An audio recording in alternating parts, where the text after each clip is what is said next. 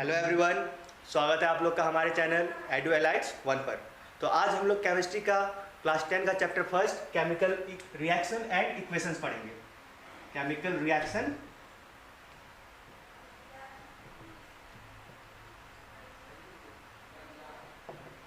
And equations. तो basically इस chapter में क्या पढ़ना है हम लोग को, टाइप्स ऑफ केमिकल रिएक्शन और केमिकल इक्वेशन कैसा होता है। तो बेसिकली 5 तरह का केमिकल रिएक्शन होता है और फिर हम लोग देखेंगे केमिकल इक्वेशन क्या है। Balanced chemical equation, unbalanced chemical equation, unbalanced को हम लोग स्केलेटल केमिकल इक्वेशन भी बोलते हैं। और 2 टॉपिक है, रेंसिडिटी और कोरोजन। तो इन सब चीज़ों को पढ़ना है। ये चैप्टर सबसे छोटा चैप्टर है ये केमिस्ट्री का क्लास 10 में। तो स्टार्ट करते हैं हम लोग केमिकल रिएक्शन से। केमिकल मैं इधर लिख देता हूँ।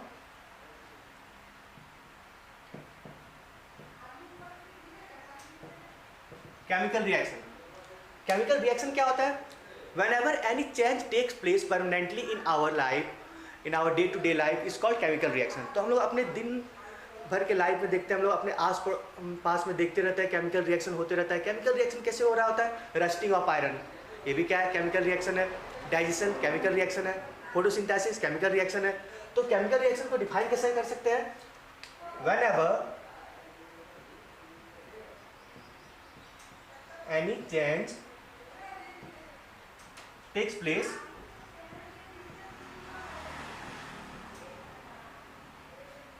permanently is called chemical reaction। तो इसका एग्जांपल क्या हो जाएगा? Rusting, photosynthesis, digestion. ये सब क्या हो गया? केमिकल रिएक्शन का कुछ बेसिक एग्जांपल्स जो हम लोग अपने आसपास में देखते रहते हैं, होते रहता है दिन भर। ये सब दिन हम लोग अपने आसपास में इसको देखते रहते हैं। तो आगे हम लोग देखते हैं इसका टाइप्स क्या क्या होता है। केमिकल रिएक्शन का टाइप्स बहुत अलग अलग तरह का रिएक्शंस होता है। आपके बुक के हिसाब से according to your NCERT there are 5 type of chemical reaction. तो क्या है? Types of chemical reaction. Next जो टॉपिक है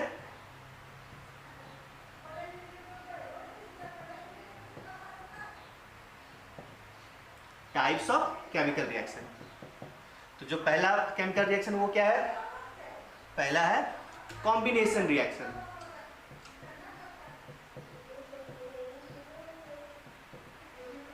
दूसरा क्या है? Decomposition reaction.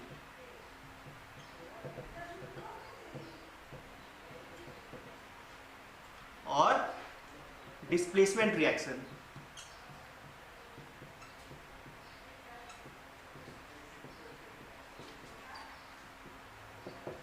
Double displacement reaction.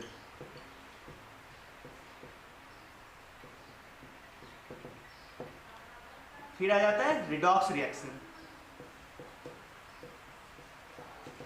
तो रिडॉक्स रिएक्शन में ही हम लोग क्या पढ़ेंगे? ऑक्सीडेशन और रिडक्शन को। तो हम लोग और 2 बढ़ा देते हैं। हम लोग रिडॉक्स को हम लोग बाद में लिखते हैं, पहले ऑक्सीडेशन और रिडक्शन लिख लेते हैं। Oxidation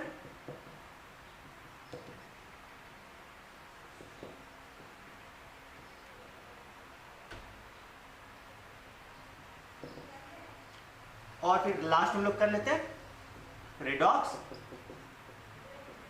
reaction. तो ये हम लोग different types of chemical reaction देख रहे हैं।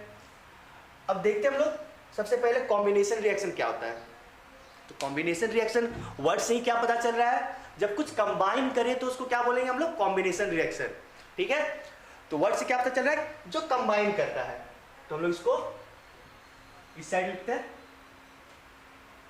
पहला है कॉम्बिनेशन रिएक्शन।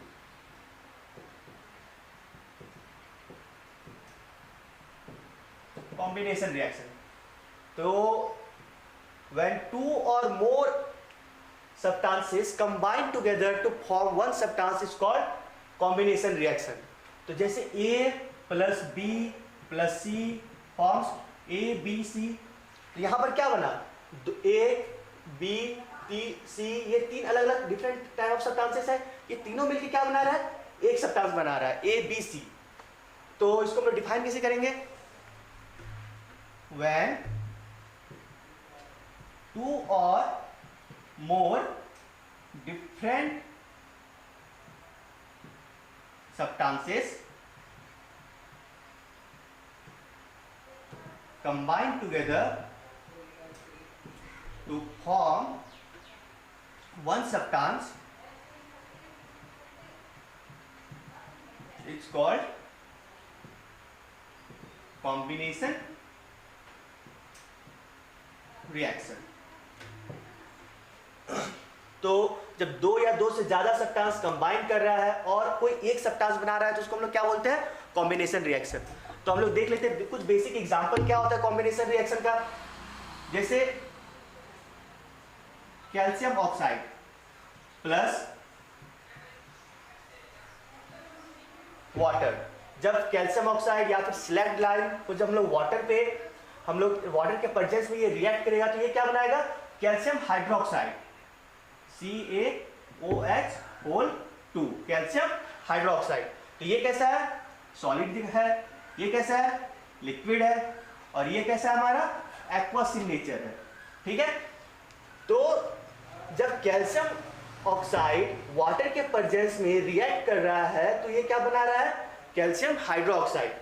अब हम लोग जब भी देख रहे होते हैं ये कैल्शियम ऑक्साइड क्या है? चूना को जब पानी में हम लोग डालते हैं तो क्या करता है? ये कुछ बबल्स बाहर आ रहा होता है, अपने साथ कुछ बबल्स बाहर आता है, यानी यहाँ पर देखते हैं हम लोग कुछ अमाउंट में हीट इवॉल्व कर रहा है।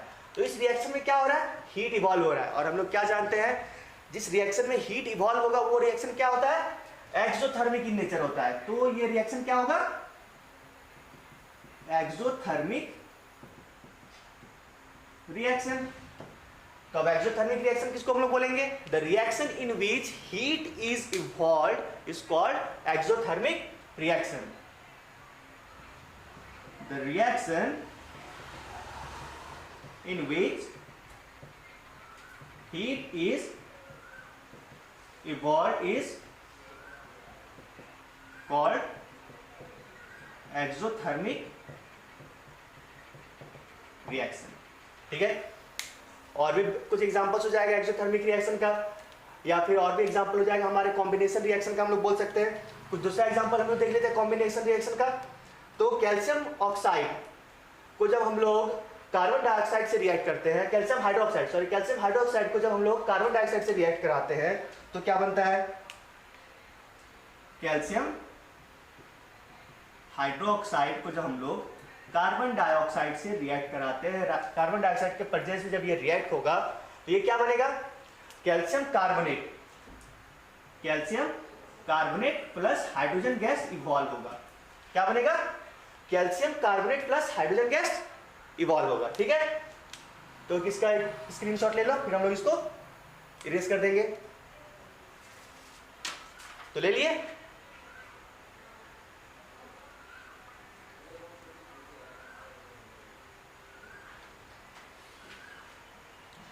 अब जो नेक्स्ट रिएक्शन हम लोग देखेंगे वो क्या है? Decomposition reaction. तो कॉम्बिनेशन खत्म हो गया, अब डिकम्पोजिशन। तो डिकम्पोजिशन क्या होता है? कॉम्बिनेशन का जस्ट अपोजिट होता है। तो जस्ट अपोजिट मतलब जैसे अब यहाँ पर एक सब्सटेंस फॉर्म हो, दो या दो से ज्यादा सब्सटेंस मिलकर एक सब्सटेंस बना, तो डिकम्पोजिशन में क्या होगा? वही एक सब्सटेंस क्या होगा? ब्रेक होकर दो या दो से ज्यादा सब्सटेंसेस में टूटेगा। तो हम लोग देख लेते हैं एग्जांपल। पहले देख लेते हैं डिकम्पोजिशन रिएक्शन क्या होता है। Decomposition reaction when two or more substances when a substance break into two or more substances, यानी सपोज सब्सटेंस हमारे पास क्या है? A, B, C है। तो जब ये ब्रेक हो रहा है अपने कंस्टिट्यूएंट पार्टिकल्स यानी A plus B plus C, या फिर ये A B substance A B C को एक सब्सटेंस है जो कि ब्रेक हो रहा है किसमें? A B plus C। तो इस तरह के रिएक्शन को हम लोग क्या बोलते हैं? Decomposition reaction. डिकम्पोजिशन मतलब क्या होता है? ब्रेक होना। तो इसको हम लोग डिफाइन कैसे करेंगे? When any substance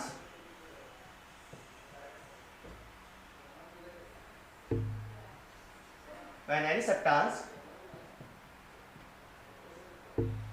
break down into two or more different substances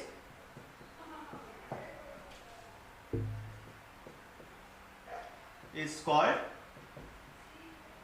decomposition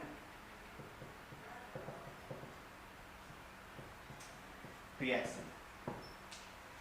तो ब्रेक होने के लिए, किसी भी रिएक्शन को ब्रेक होने के लिए क्या चाहिए? डिफरेंट, अब कुछ अमाउंट ऑफ एनर्जी चाहिए होता है, तो कुछ अमाउंट ऑफ एनर्जी चाहिए होता है। तो यहां पर हम लोग क्या देख रहे थे? इसके पहले हम लोग जो कॉम्बिनेशन रिएक्शन पढ़े थे उसमें हम लोग क्या पढ़े थे? कोई भी रिएक्शन में क्या होता है, कॉम्बिनेशन रिएक्शन में क्या होता है? एनर्जी रिलीज होता है, लेकिन डीकंपोजिशन रिएक्शन में क्या होता है? एनर्जी का रिक्वायरमेंट होता है ब्रेकडाउन के लिए। ठीक है, तो वो एनर्जी किस फॉर्म में होता है? Those energy are either in the form of heat, light या इलेक्ट्रिसिटी। इसके पहले हम लोग देख लेते हैं, कुछ एग्जांपल्स देख लेते हैं क्या होगा एग्जांपल्स डीकंपोजिशन रिएक्शन का।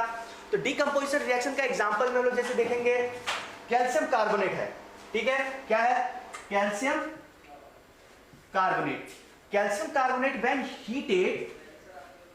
when heated it breaks down into calcium oxide plus carbon dioxide। यहां पर क्या हुआ? ये कैल्शियम कार्बोनेट को जब हम लोग हीट किए, तो हीट करने के बाद ये कैल्शियम कार्बोनेट किसमें ब्रेक डाउन हुआ? कैल्शियम ऑक्साइड और कार्बन डाइऑक्साइड में। ठीक है, तो अब हम लोग देखते हैं types of decomposition reaction based on the energy through which they decomposes. मतलब जिस एनर्जी के जिस वे में वो क्या होता है, डिफरेंशिएट, उसको हम लोग डिफरेंशिएट करते हैं। डिकम्पोजिशन रिएक्शन को हम लोग डिफरेंशिएट करेंगे, टाइप्स होता है क्या क्या, और ये टाइप्स किसके बेसिस पे लिया गया है? On the basis of in which they are being broken down. तो क्या क्या बेसिस है? हीट है, लाइट है और इलेक्ट्रिसिटी है। तो टाइप्स ऑफ डिकम्पोजिशन रिएक्शन। तो कितने तरह का होता है? 3 तरह का होता है। क्या क्या 3 तरह का डिकम्पोजिशन रिएक्शन है? पहला डिकम्पोजिशन रिएक्शन जो हो गया वो क्या है? वो है thermal reaction, thermal decomposition reaction.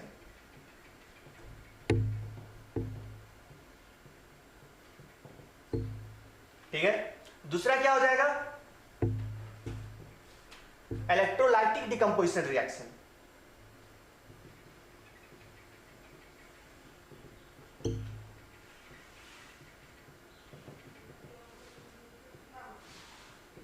और तीसरा देख लेते हैं फिर क्या हो जाएगा।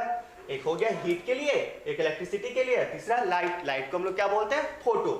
तो लाइट के लिए क्या हो जाएगा? Photo decomposition reaction, photo decomposition reaction. तो ये हम लोग देख लिए क्या है, ये 3 तरह का डिकम्पोजिशन रिएक्शन है। ठीक है, तो एक एक करके हम लोग सबके बारे में जानेंगे। तो इधर हम लोग इसको इरेज कर लेते हैं।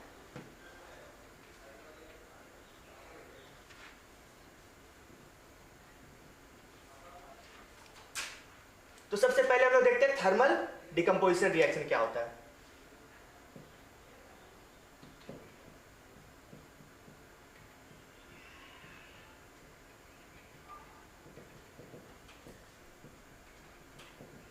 तो नाम से ही क्या पता चल रहा है? थर्मल डिकम्पोजिशन रिएक्शन मतलब क्या है? इसमें हीट का रिक्वायरमेंट होगा। The reaction which require heat, the reaction which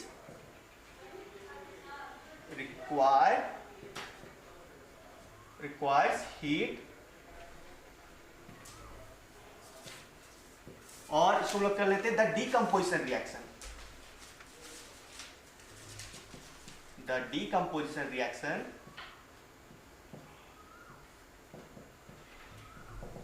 which requires heat to break down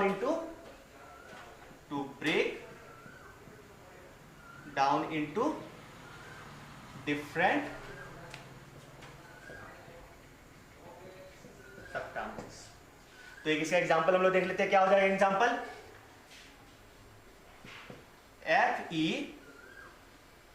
FeSO4,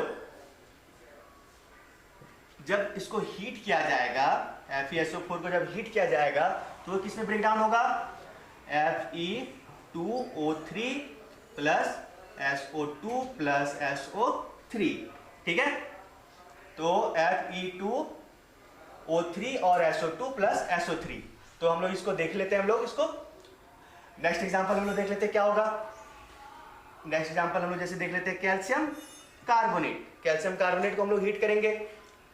तो इसके पहले भी हम लोग देखे कैल्शियम कार्बोनेट को जब हम लोग हीट किया तो क्या आया है? Calcium oxide plus carbon dioxide. तो ये एग्जांपल इसमें भी आ जाएगा। क्यों? क्योंकि यहां पर इसको ब्रेक डाउन करने के लिए क्या आ रहा है? हीट का रिक्वायर्ड हो रहा है। तो calcium oxide plus carbon dioxide, ठीक है। तो ये हो गया हमारा थर्मल डिकम्पोजिशन रिएक्शन। दूसरा क्या है?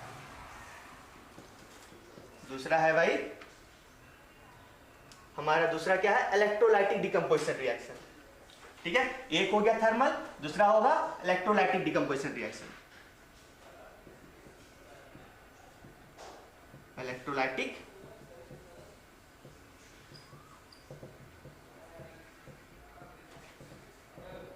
तो इलेक्ट्रोलाइटिक डिकम्पोजिशन रिएक्शन इसका मतलब क्या है?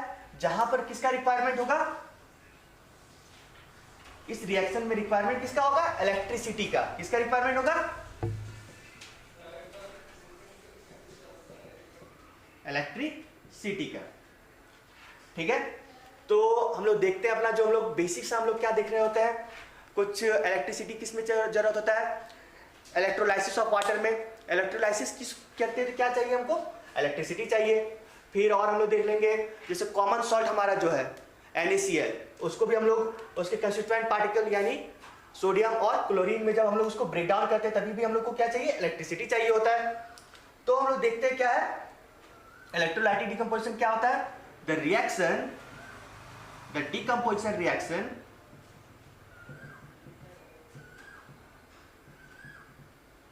that require electricity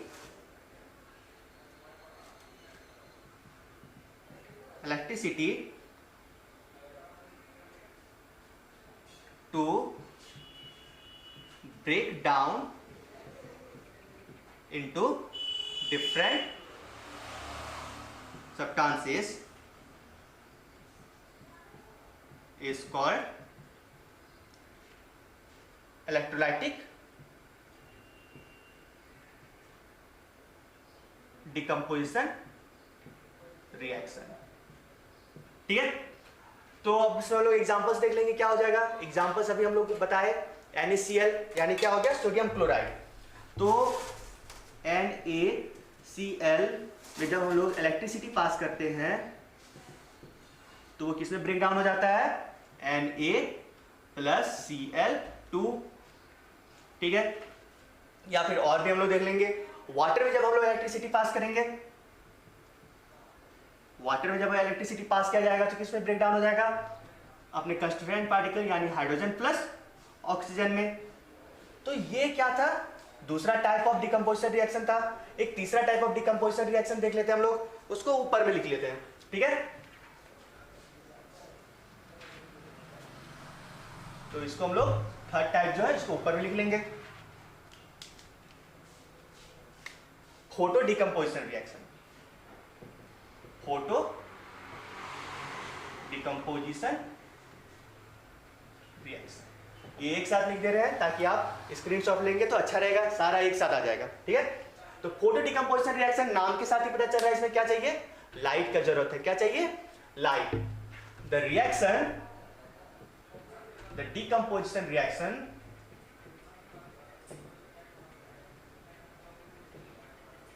that needs light to break down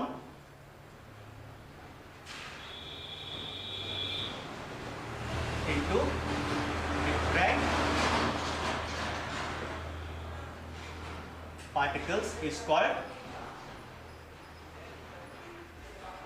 photo decomposition.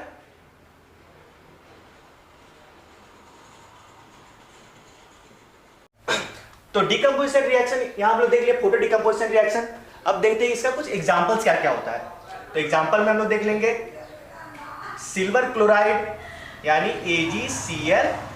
जब हम लोग AgCl में लाइट पास करते हैं तो ये किसमें ब्रेक डाउन हो जाएगा, Ag प्लस Cl2 में हो जाएगा, ठीक है। तो इसको हम लोग Ag प्लस Cl2। और भी हम लोग देख लेंगे AgBr, एक और एग्जांपल देख लेते हैं AgBr। इसमें भी जब लाइट पास करते हैं तो क्या हो जाएगा, Ag प्लस Br2, ठीक है। तो ये पूरा डिकम्पोजिशन रिएक्शन का खत्म हो गया। एक पूरा स्क्रीनशॉट ले लो। तो ले लिया स्क्रीनशॉट। अब हम लोग नेक्स्ट रिएक्शन देखते हैं क्या है।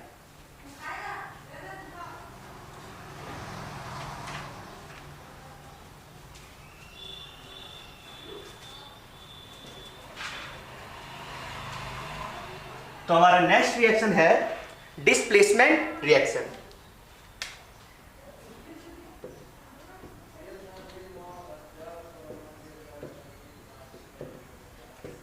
डिस्प्लेसमेंट रिएक्शन नाम से क्या पता चल रहा है, ये किसी को हटाना है तो डिस्प्लेस करेगा। तो डिस्प्लेस किसको करेगा, कोई भी रिएक्शन में डिस्प्लेस किसको करता है, जो कम रिएक्टिव हो। यानी अगर एक मोटा लड़का एक पतला लड़का लड़ाई कर रहा हो तो क्या होगा, मोटा वाला पतला वाले को धकेल सकता है, गिरा सकता है। ताकतवर वाला कमजोर वाले से लड़ रहा हो तो ताकतवर वाला ज्यादा वो अपना पॉजिटिव दिखाएगा, वो ज्यादा एग्रेसिव होगा। तो यहां पर भी वही होता है, जो ज्यादा रिएक्टिव होता है वो क्या होगा, कम रिएक्टिव वाले को हटा के अपना सब्सटेंस बना लेता है, ठीक है। तो हम लोग देखते हैं डिस्प्लेसमेंट रिएक्शन क्या होता है। डेफिनेशन देख लेते हैं। The reaction in which most reactive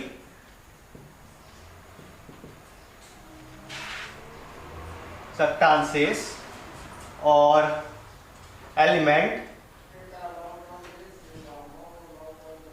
displaces the least reactive element। तो ये मोस्ट रिएक्टिव और लीस्ट रिएक्टिव हम लोग को कैसे पता चलेगा, इसके लिए रिएक्टिविटी सीरीज याद होना चाहिए। तो हम लोग देख लेते हैं रिएक्टिविटी सीरीज क्या होता है, ठीक है। रिएक्टिविटी सीरीज में कौन ज्यादा, हम लोग देखेंगे कौन ज्यादा रिएक्टिव है, कौन कम रिएक्टिव है। तो एक बार हम लोग देख लेते हैं।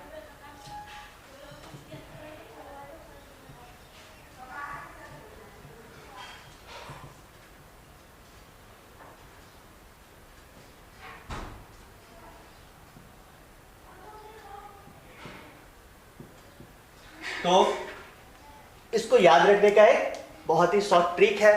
ट्रिक हम लोग कैसे देखेंगे, तो एक कहानी, हम लोग कोई भी कहानी बना सकते हैं। जैसे आप लोगों ने याद करने के लिए पहले भी किया होगा, पीरियोडिक टेबल याद करने के लिए जो हम लोग कहानी बनाते हैं, तो यहां पर भी एक हम लोग छोटा सा कहानी बनाते हैं।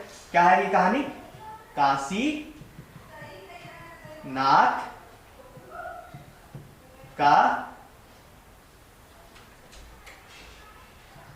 माली आलू जरा फीके पकाता है, कौन है आगे आओ। तो ये आप अपना भी कोई स्टोरी बना सकते हैं यहां पर। तो यहां पर हम लोग क्या देख रहे हैं, मोस्ट रिएक्टिव एलिमेंट से लीस्ट रिएक्टिव एलिमेंट तक, ठीक है। जिसका मतलब क्या है, जैसे ही ऊपर से हम लोग नीचे की ओर आ रहे हैं, सबसे लास्ट में यहां पर हम लोग क्या देख रहे हैं, हमारा गोल्ड है। तो क्या होगा, ये ज्यादा रिएक्टिव होगा, और जैसे जैसे नीचे आते जाएंगे ये सारे एलिमेंट्स में क्या होगा, रिएक्टिविटी कम होते जाएगा इसके ऊपर वाले कंपेयर में। और नीचे वाले के कंपेयर में, जैसे ये एल्युमिनियम है तो एल्युमिनियम के कंपेयर में मैग्नीशियम का रिएक्टिविटी क्या होगा, ज्यादा होगा।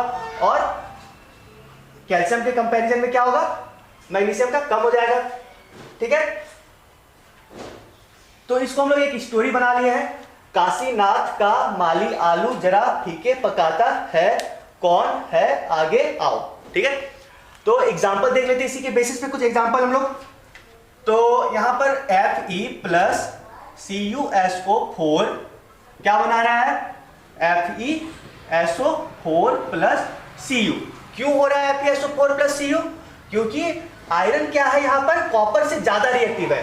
ये देखिए हमारा आयरन कहाँ पर है, आयरन यहाँ पर क्या है ज्यादा रिएक्टिव है किससे, कॉपर से। तो इसी वजह से क्या होगा, ये रिएक्शन में क्या होगा, आयरन इसको कॉपर को डिस्प्लेस करके क्या कर रहा है, अपना एक स्टेबिलिटी ले रहा है और कॉपर को डिस्प्लेस कर दे रहा है। नेक्स्ट रिएक्शन देखते हैं हम लोग। अगर सपोज इसी का जस्ट रिवर्स रहता, जैसे Cu प्लस FeSO4 रहता तो क्या होता है यहाँ पर। अब Cu तो क्या है, कम रिएक्टिव है, it is less reactive than iron. तो यहाँ पर क्या होगा, रिएक्शन होगा, नहीं होगा रिएक्शन। तो यहाँ पर क्या होगा, नो रिएक्शन। क्यों नो रिएक्शन हुआ, क्योंकि Cu क्या है हमारा, Cu क्या है, लेस रिएक्टिव देन आयरन। ठीक है, तो नेक्स्ट एग्जांपल देख लेते हैं हम लोग। और H2SO4 प्लस Fe। अब हाइड्रोजन ज्यादा रिएक्टिव है या फिर आयरन ज्यादा रिएक्टिव है, तो हम लोग रिएक्टिविटी सीरीज के और देखेंगे। तो यहां पर क्या देख रहे हैं, आयरन हमारा ज्यादा रिएक्टिव है इन कंपेयर टू हाइड्रोजन। तो ये पर क्या हो जाएगा, ये आयरन डिस्प्लेस कर देगा हाइड्रोजन को। तो क्या हो जाएगा यहाँ पर FeSO4 प्लस H2। तो नेक्स्ट हम लोग देखते हैं, जो इसका एक स्क्रीनशॉट ले लीजिए। और नेक्स्ट हम लोग देखेंगे double displacement reaction.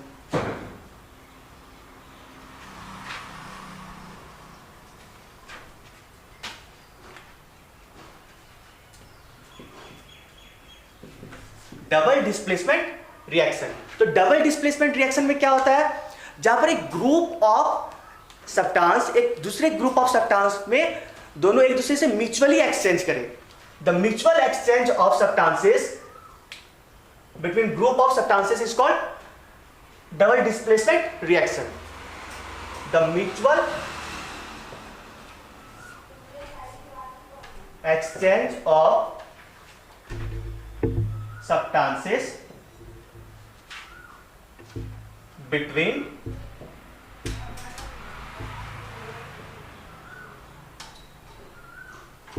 two or more group is called double displacement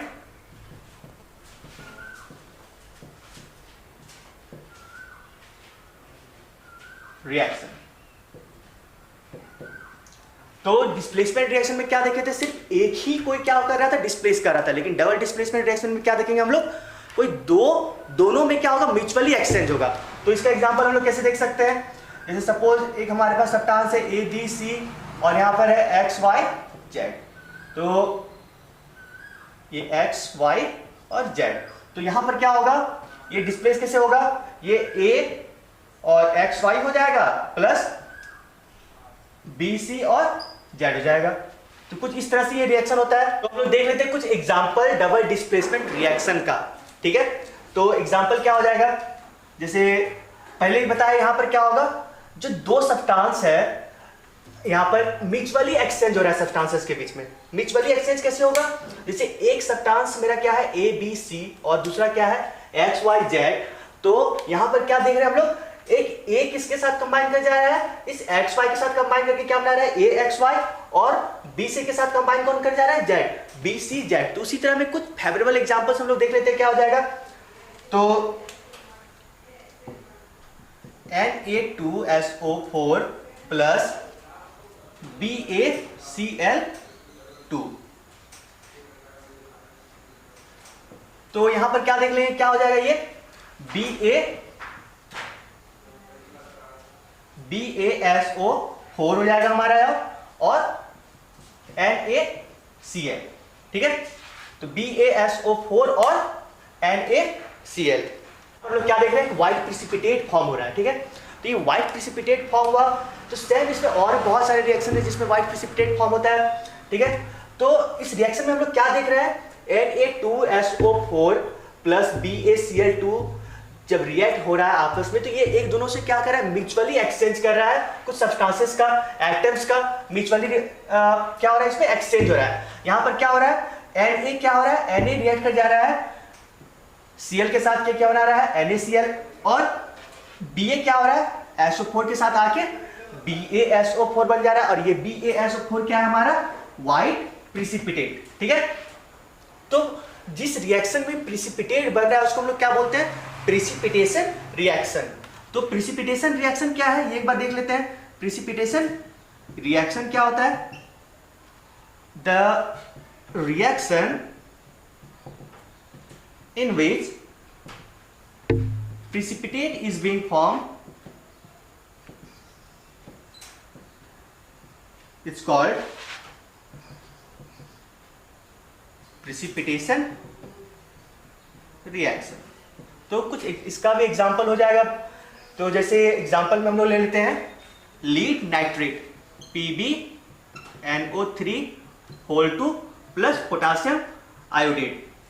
तो जब लीड नाइट्रेट और पोटासियम आयोडेट दोनों एक दूसरे के साथ रिएक्ट कर रहा है तो यहां पर क्या होगा, लीड क्या होगा, आयोडीन के साथ रिएक्ट कर जाएगा और हमारा जो पोटासियम है वो क्या होगा, नाइट्रेट के साथ रिएक्ट कर जाएगा, ठीक है। तो यहां पर क्या बनेगा, potassium nitrate plus lead iodate, ठीक है। क्या बना, potassium nitrate plus lead iodate. तो इसी तरह बहुत सारे और भी रिएक्शंस हैं एनसीईआरटी में आपके बुक में जो हम लोग फर्दर देखेंगे। तो अभी के लिए बस इतना ही, थैंक यू। और ऐसे ही वीडियोस के लिए, ऐसे ही पढ़ाई के लिए आप बने रहिए हमारे चैनल पे।